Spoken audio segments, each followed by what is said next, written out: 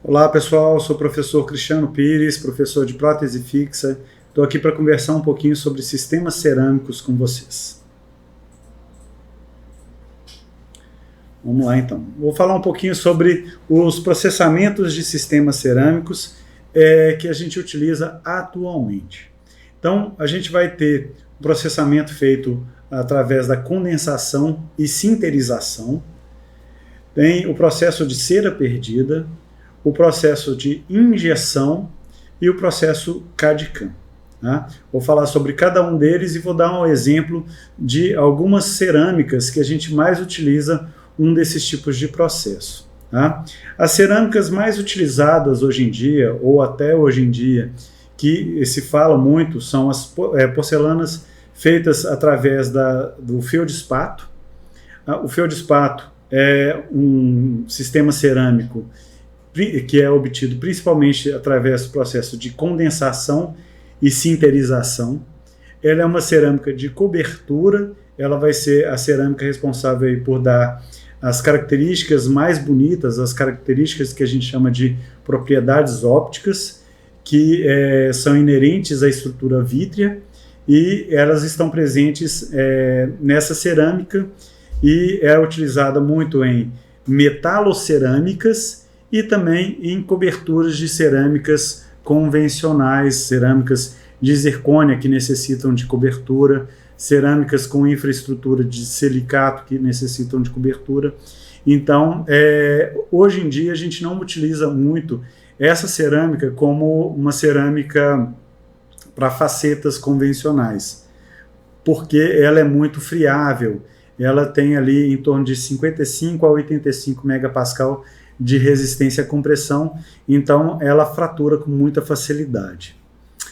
Temos a cerâmica de dissilicato de lítio, que é uma cerâmica com um equilíbrio entre fase vítrea e fase cristalina, ali, fase mineral, que permite uma resistência em torno de 400 megapascal. Então é uma cerâmica que possibilita fazer lentes de contato, fazer laminados cerâmicos em estruturas anteriores ou coroas posteriores, e com uma riqueza de detalhes muito boa, uma translucidez muito boa. E a gente tem, por último, a zircônia, que a zircônia ela tem hoje duas categorias, que seriam a zircônia convencional, extremamente resistente, em torno de 1100 megapascal, e ela é muito opaca. E a nova geração da zircônia, que é a zircônia ultra translúcida, que ela tem menor resistência, mas em compensação ela consegue ter uma translucidez, umas características mais parecidas com o de silicato de lítio. Tá? Então vamos falar um pouquinho sobre os tipos de processamento dessas cerâmicas. Vamos então falar sobre a condensação e a sinterização, que é uma característica principalmente utilizada para cerâmicas feldspáticas, principalmente processo de condensação, e depois a sinterização seria um processo que é inerente às outras cerâmicas também, que é um processamento final ali de qualquer cerâmica, que seria a queima, né? Então, o que seria o processo de condensação? Então eu fiz um esquema bem delicado ali, bem simples, bem básico, para vocês entenderem que se eu pegar uma água destilada, misturar com o pó cerâmico e levar em um troquel, que seria ali o troquel, o representante do nosso preparo em boca, mas só que em gesso, eu vou construir aos poucos minha cerâmica ali feita através no caso aqui, o feldspato, né? Então eu estou criando um dente ali com uma condensação de um pó cerâmico aglutinado pela água destilada. Depois desse processo, a gente tem ali um dente um pouquinho mais volumoso, a gente pega esse troquel e leva ele para a sinterização. O que acontece no processo de sinterização? Eu vou pegar o pó cerâmico que está ali juntamente com a água destilada, levar ao forno e ele vai me dar ali um processo onde evapora-se a água e o pó cerâmico se derrete, se aglutina, dando aí o resultado final, que seria a cerâmica odontológica que a gente conhece hoje em dia, né? Então, reparem que o feldspato, ele me dá uma noção estética exacerbada, ele é muito bonito em comparação com todas as outras cerâmicas que a gente vai falar daqui para frente.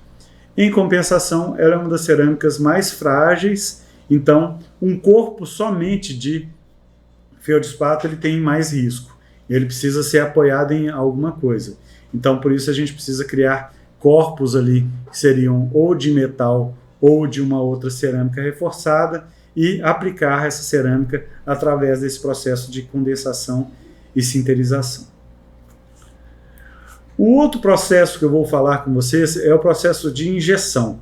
Então a gente vai injetar através de pressão e calor uma pastilha de cerâmica em um corpo já pré-definido.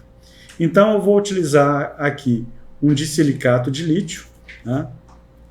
Disilicato de lítio, a gente pode utilizar a técnica convencional de vazamento do gesso sobre o modelo, o molde ali do preparo, né? Então ali está sendo vazado delicadamente sobre a arcada dentária e não pode ter bolha, tem ali que ter um cuidado maior, assim como a gente ensina na graduação um vazamento onde eu possa correr o gesso e aflorar as bolhas ali para não ter risco de bolhas no meu preparo. Fora isso, eu vou escanear esse preparo. Então, eu posso utilizar aqui um scanner sobre o meu modelo de gesso ou escanear diretamente em boca, tá? Aqui é um fluxo digital onde seria feito pelo aluno de graduação. A gente faz a moldagem aqui em aula e manda para o laboratório, ele transforma aquele modelo em um modelo digital e ele reconstrói ali a estrutura que vai ser o enceramento diagnóstico de forma em 3D, né? Então eu teria ali uma simulação da minha futura coroa digitalmente. Pode ser impresso esse molde, tá? Para a gente fazer a injeção. Então eu posso utilizar ainda uma impressora 3D para reproduzir aquele formato obtido pelo enceramento digital. E aqui eu estou utilizando uma haste de plástico para prender esse enceramento ali, que vai ser de lentes de contato.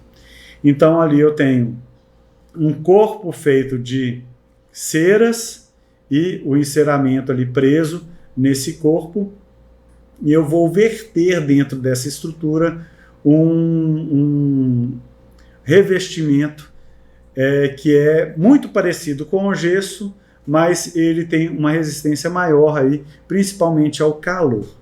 Então eu tenho ali o meu anel de fundição, onde eu coloco o meu enceramento.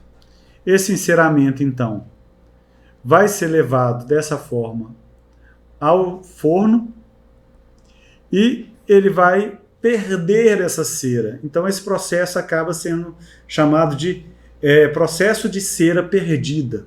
Eu vou subtrair ali o meu material e eu vou ter somente a estrutura em negativo, tá? Posteriormente a isso, o que vai ser feito? Esse bloco vai ser levado, ele foi levado ao forno convencional, derreteu-se as estruturas e agora vai ser levado em um forno especial. Então vamos ver aqui a imagem. Eu vou colocar a minha pastilha nesse forno especial, essa pastilha cerâmica já que eu escolhi a cor, né? Ela vai me dar um corpo ali cerâmico. Em seguida eu vou colocar um pistão, que no caso é um pistão de alumina, que é uma outra cerâmica extremamente resistente. Eu coloco ali. e vou levar a um forno especial, onde eu vou aquecer essa cerâmica e, ao mesmo tempo, eu vou dar golpes nesse pistão para que ele empurre a cerâmica para de encontro com as áreas deixadas ali pelo meu enceramento diagnóstico. Então, no vídeo aqui, é possível visualizar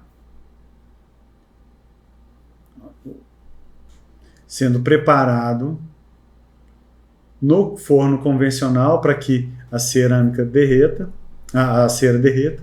Então é colocado ali a pastilha e em seguida é colocado o pistão ali de alumina. Tá? Esse conjunto então vai ser levado ao forno especial, e eu vou ter, depois que injetou a cerâmica, com os meus corpos ali prontos para dar o acabamento final.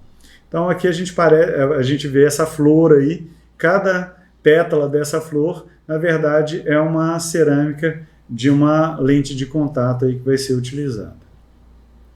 Então, foi feita aqui a injeção e depois o laboratório dá o refinamento com as diversas brocas e borrachas para que as caracterizações finais sejam possíveis de serem incorporadas naquele caso. Então, ali ele está dando os detalhes finais com brocas, depois ele vai poder dar pigmentação, caso necessite de algum tipo de maquiagem, e em seguida é levado ao forno para a sinterização final.